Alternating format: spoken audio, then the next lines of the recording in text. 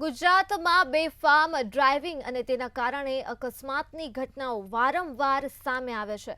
વાહન લઈને ફરતા વાહન ચાલકો બેફામ વાહન ચલાવતા અટકતા જ નથી, ત્યારે મહેસાણા આરટીઓ કચેરીએ બેફામ વાહન ચલાવતા વાહન ચાલકો સામે કાયદાકીય કાર્યવાહી કરવાનું શરૂ કરવામાં આવ્યું છે।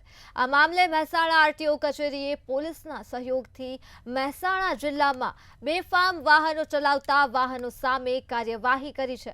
મહેસાણા જિલ્લામાં અત્યાર સુધીમાં કુલ 28 જેટલા વાહન ચાલકો સામે કાર્યવાહી કરવામાં આવી છે અને 28 વાહન ચાલકોના ડ્રાઇવિંગ લાયસન્સ રદ કરવામાં આવ્યા છે।